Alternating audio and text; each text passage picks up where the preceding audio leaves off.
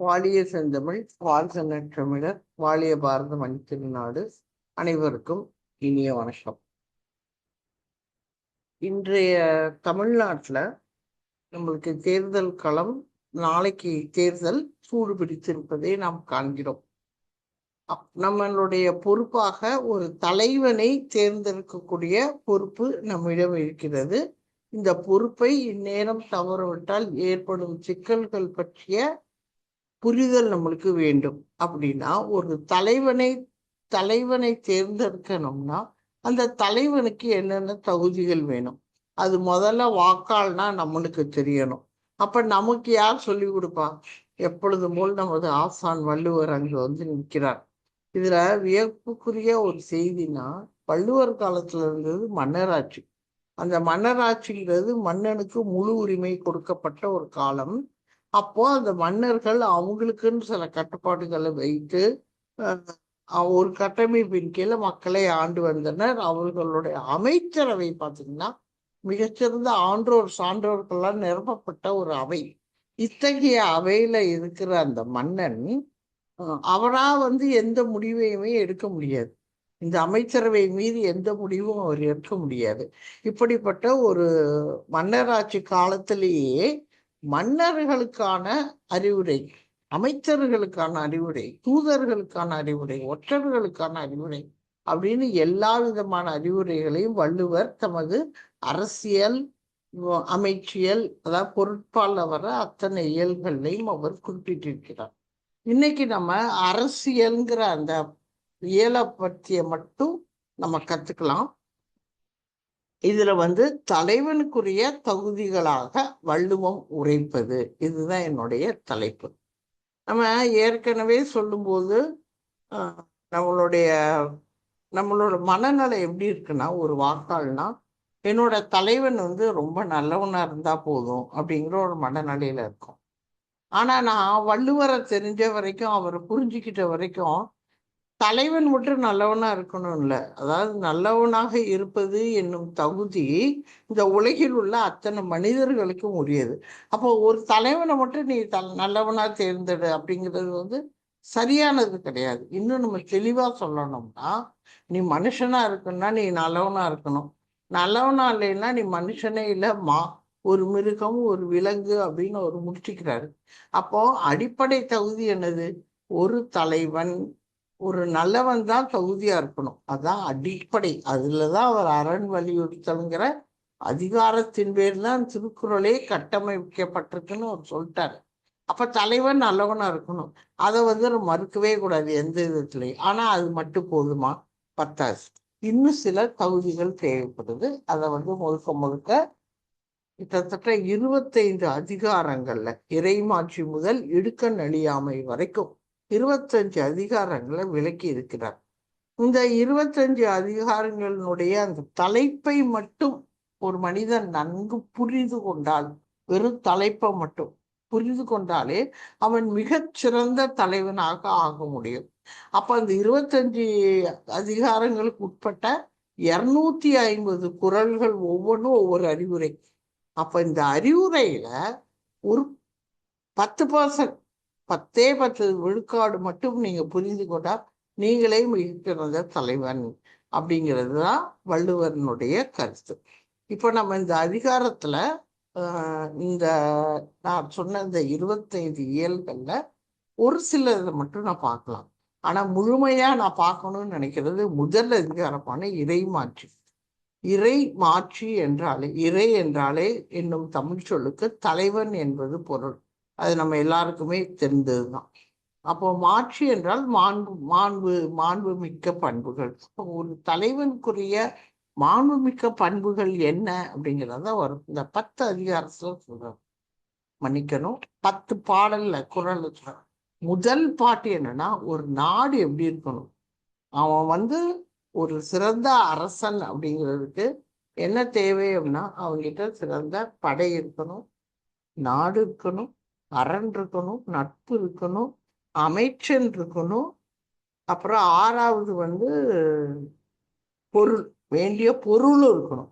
இந்த 6 இருந்தா அவன்தான் அங்க இருக்கிற அத்தனை தலைவர்களிலும் ஆண் சிங்கம் போன்றவன், அதாவது அந்த அரசருள் அரசன்.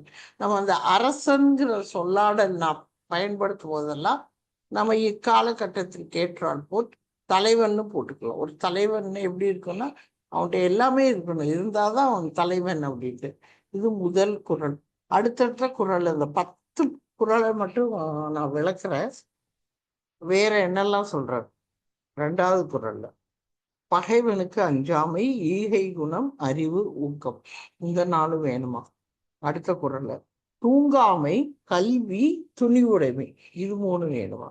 அடுத்தது இந்த அறநெறிகள்னு ஒண்ணு சொல்றாருல, அதுல இருந்து வழுவாமல் அறநெறியோடு, அதாவது எனக்கு இதெல்லாம் ஒத்து வராது, இதெல்லாம் அறமே கிடையாது, அதெல்லாம் விளக்கணும். மரமா நின்று, மரம் என்பது இங்கு வீரம், வீரத்துடன் நின்று மக்களை காக்காதான் அவர் சிறந்த அரசன்கிறார்.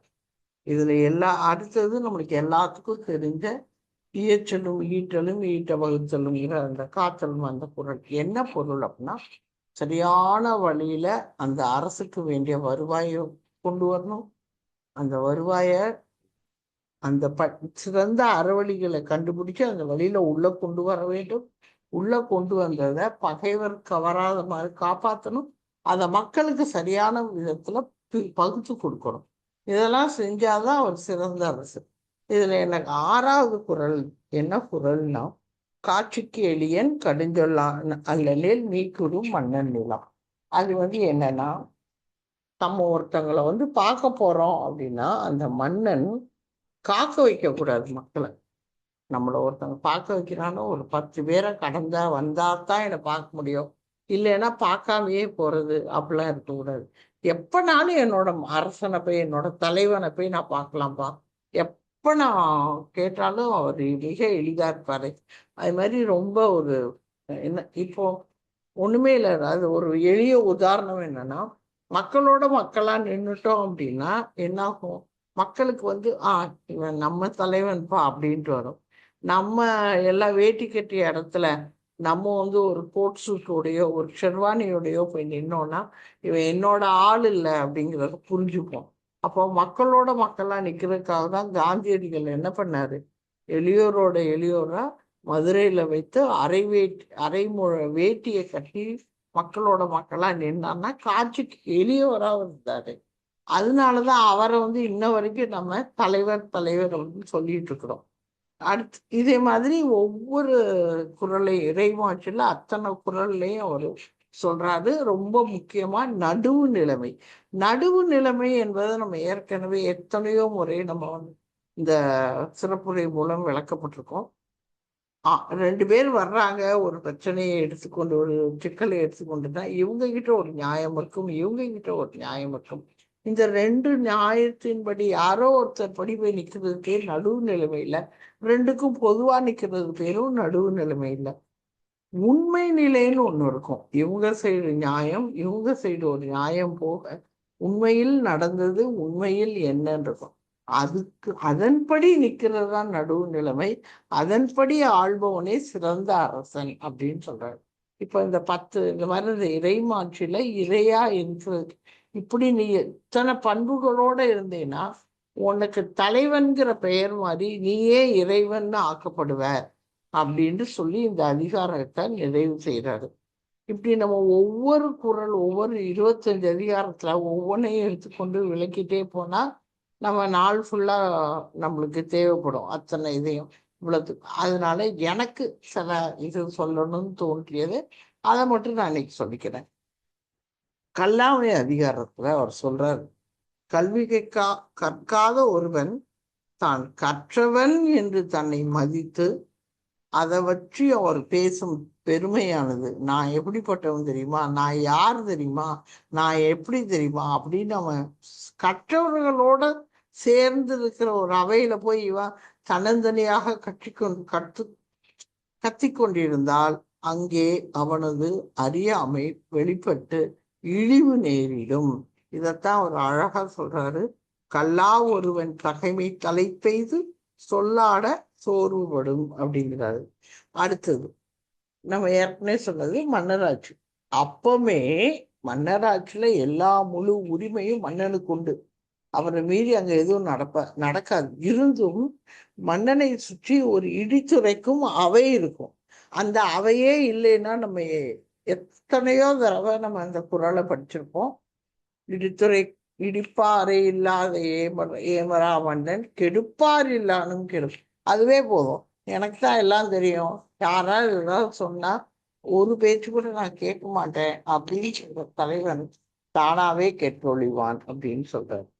அடுத்தது இன்னொன்னு, சோம்பல். சோம்பல் என்று ஒரு தலைவனுக்கு வேண்டியதே மடியுங்கு என்கிற சோம்பல் இல்லாமல் இருப்பது.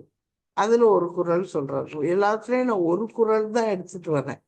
இடிபுரிந்து எள்ளும் சொல் கேட்பர் மடிபுரிந்து மாண்ட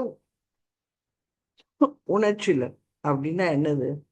சோம்பலோட ஒரு முயற்சி கூட செய்யாம அப்படியே இருந்தா அடுத்தவன் திட்டி வந்து அடுத்தவங்கிட்ட கண்டிப்பா நீ திட்டுவாங்க ரெடியா இருக்கணும், அவ்வளவுதான்.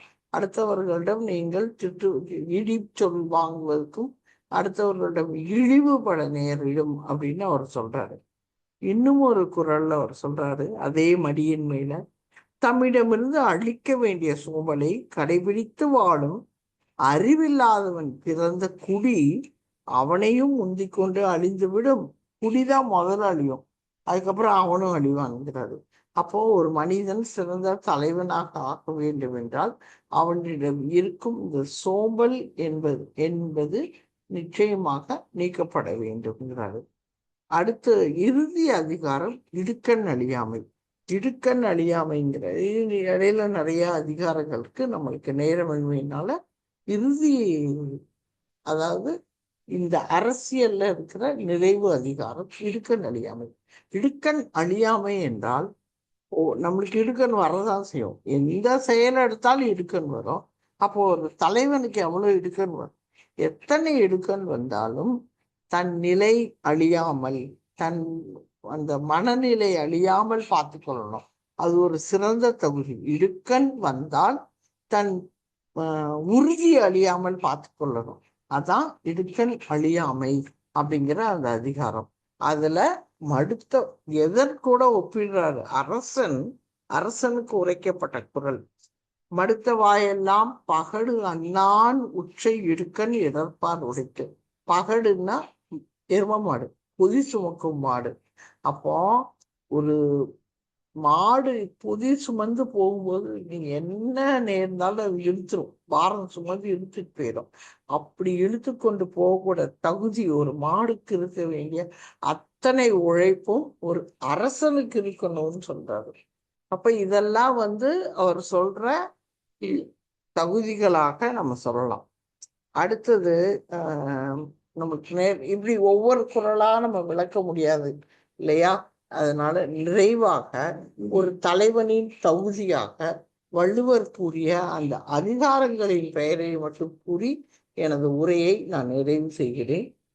25 அதிகாரங்கள்: இறைமாட்சி, கல்வி, கல்லாமை, கேள்வி, அறிவுடைமை, குற்றங்கடிதல், பெரியோரை துணைக்கோடல், சிற்றினம் சேராமை, தெரிந்து செயல் வகை, வலியறிதல், இடனறிதல், காலமறிதல், தெரிந்து தெளிதல், தெரிந்து வினையாடல், சுற்றந்தளால். இது மிகவும் முக்கியமான ஒரு அதிகாரம்.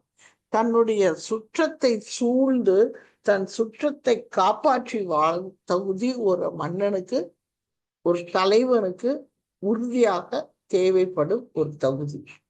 பொச்சாமை என்பது ஒரு பெருமையில, தற்பெருமையில தன்னிலை மறந்து திரிதல். செங்கோன்மை, கொடுங்கோன்மை, வெறுவந்த செய்யாமை என்பது ஒரு ஒரு மனிதன், எளிய மனிதன் தவறு செய்துவிட்டா அவனை பயமுறுத்தி மிகப்பெரிய தண்டனை கொடுத்தது. அப்படி தேவையில்லை, அவனுக்கு நம்ம அறிவுரை சொல்லி திருத்தலாம் அப்படிங்கிற பொருள்ல வர்றதான் வெறுவந்த செய்யாமை. கண்ணோட்டம், ஒற்றாடல், ஊக்கமுடைமை, மடியின்மை, ஆழ்வினை உடைமை, இடுக்கண் அழியாமை. இந்த 25 அதிகார தலைப்புகளை முதல்ல ஒரு வாக்காளனா நம்ம புரிஞ்சுக்குவோம்.